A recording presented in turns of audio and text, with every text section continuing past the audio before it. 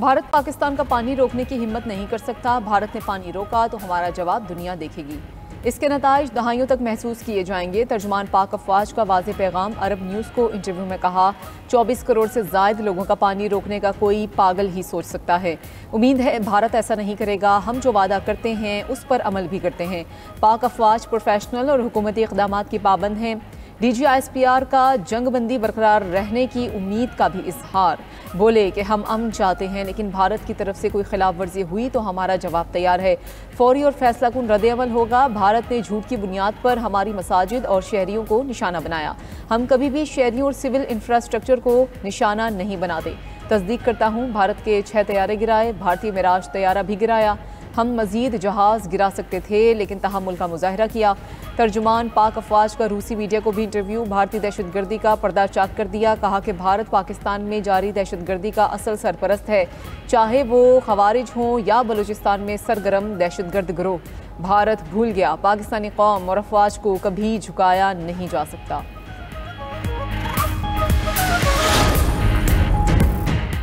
मार्काए हक में तारीखी फतह। पाकिस्तान ने भारतीय जारहियत और झूठ बेनकाब करने के लिए डोजियर जारी कर दिया। ऑपरेशन बुनियान मरसूस में कामयाबी। पहलगाम फॉल्स फ्लैग और भारतीय जारहियत के शवाहिद दुनिया के सामने पेश। ऑपरेशन बुनियान मरसूस के हकायक, सेटेलाइट तस्वीर, पहलगाम फॉल्स फ्लैग पर मुस्तनद बैनुल-अक़वामी मीडिया रिपोर्ट्स भी डोजियर का हिस्सा। भारतीय नुकसानात की तफसीलात नाकाबिले तरतीब शवाहिद के साथ बता दी। पहलगाम फॉल्स फ्लैग के बाद भारतीय मीडिया की फेक न्यूज़ के शवाहिद भी पेश। भारतीय मीडिया ने झूठी खबरें फैलाईं, जंग का माहौल बनाया। रॉ से मुंसलिक सोशल मीडिया अकाउंट्स की पाकिस्तान मुखालिफ मुनज़्ज़म मुहिम के शवाहिद दिए गए। डोजियर में पाकिस्तान की भारत को पहलगाम वाक़े की शफाफ तहक़ीक़ात की मुखलिसाना काविशों का भी जिक्र। पाकिस्तान अमन का अलमबरदार है और अपनी सालमियत का हर कीमत पर दिफा करेगा। डोजियर का मतन। सिफारती माहिरीन का कहना है पाकिस्तान ने मुकम्मल शवाहिद के साथ डोजियर जारी करके सिफारती महाज पर भी कामयाबी हासिल कर ली। शाहीनों की दुश्मन पर धाक और शानदार फतह की एक से एक आलमी गवाही सामने आने लगी। जर्मन अखबार ने भी पाक फजाइया की सलाहियतों का एतराफ़ कर लिया। NZZ की रिपोर्ट के मुताबिक चीनी साख्ता J-10C लड़ाका तैयारे ने भारतीय राफेल तैयारे को गिराया। इसके साथ ही भारत का ऑपरेशन सिंदूर भी तबाह हो गया। पाकिस्तान पर भारतीय हमले में राफेल की तबाही मगरिब के लिए एक सबक है। अखबार ने लिखा कि तकनीकी बर्तरी के घमंड में मुब्तला भारत पाकिस्तान की फ़ज़ाई दिफाई सलाहियतों का अंदाज़ा लगाने में बुरी तरह नाकाम रहा। अखबार ने राफेल का गिरना यूरोप के लिए भी वार्निंग करार दे दी।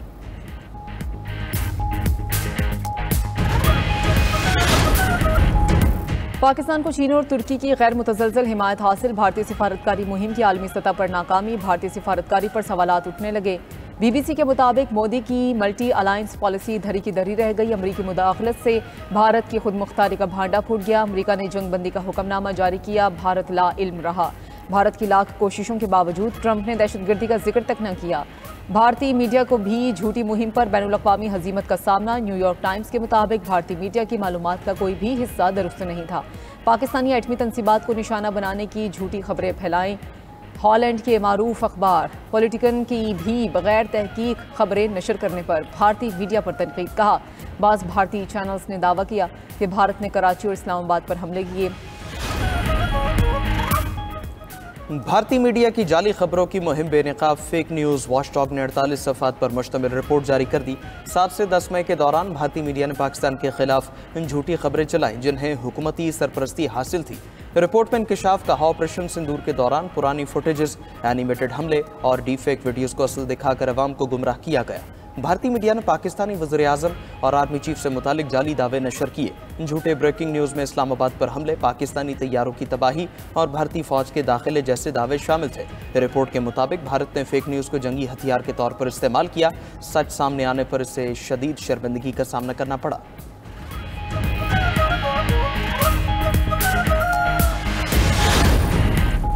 भारत को आलमी तिजारत में भी हजीमत का सामना। अमेरिका का लाखों डॉलर के भारतीय आम लेने से इनकार। शिपमेंट वापस भिजवा दी। 5 लाख डॉलर मालियत के हिंदुस्तानी आम अमेरिका ने वापस कर दिए। भारत से आमों की 15 शिपमेंट्स अमेरिका पहुंची। इकोनॉमिक टाइम्स की रिपोर्ट के मुताबिक दस्तावेजात मुकम्मल न होने पर भारतीय हुकाम को मुश्किलात का सामना करना पड़ा। आमों की खेप हवाई जहाज के जरिए अमेरिका भिजवाई गई थी।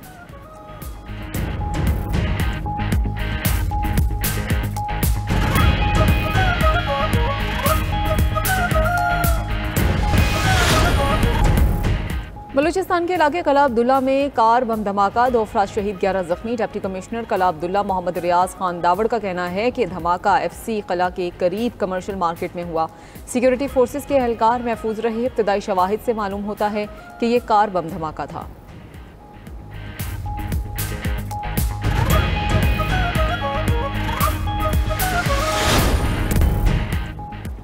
अमरीका की मुतादिद रियासतों में तूफानी बगुलों से तबाही, 27 अफराद हलाक, मुतादिद जख्मी, 5000 इमारतों को नुकसान, 7 लाख घर बिजली से महरूम, सैकड़ों गाड़ियां भी तबाह। रियासत कैंटकी, मैसूरी और वर्जीनिया ज्यादा मुतासर। खबर एजेंसी के मुताबिक शदीद तूफानों के नए सिलसिले से 2 करोड़ अमरीकी मुतासर हो सकते हैं।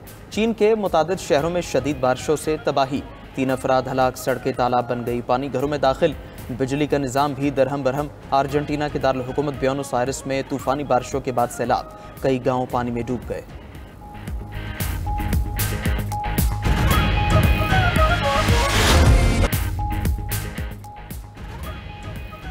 पाकिस्तान के मुंह तोड़ जवाब से भारतीय मीडिया हवास बाख्ता। मीडिया भारतीय मुसलमानों से पाकिस्तान मुखालिफ नारे लगवाने के लिए बज़ेद। भारतीय मुसलमान ने पाकिस्तान मुखालिफ नारा लगाने से इनकार कर दिया।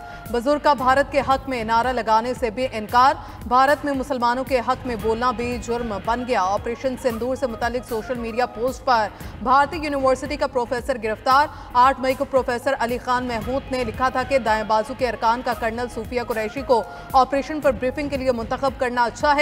वो बीजेपी के तशद्दुद के शिकार आम भारतीय मुसलमानों के साथ भी यही रवैया रखें।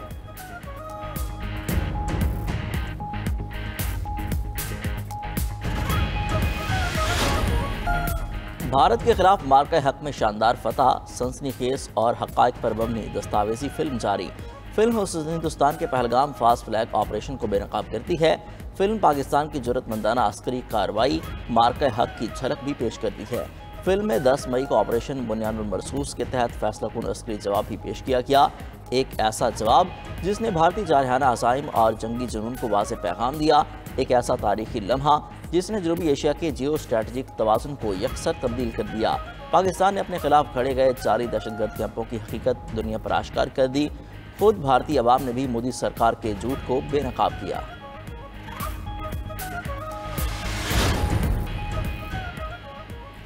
हज की अदायगी के लिए सिर्फ हज वीज़ा ही काबिल कबूल, कोई और वीज़ा मंजूर नहीं किया जाएगा। सऊदी वजारत हज और उम्रा ने खबरदार कर दिया।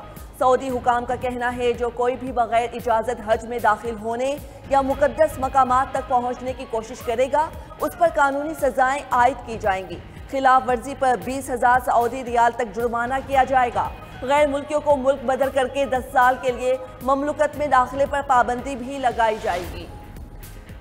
दहशतगर्द इसराइल के गजा में हमले तेज, नए हमलों में मजीद 135 फलस्तीनी शहीद, 361 जख्मी। ज़रूरी फजाइया ने रिहायशी घरों, टीवी मराकज़, खैमों समेत कोई जगह न छोड़ी।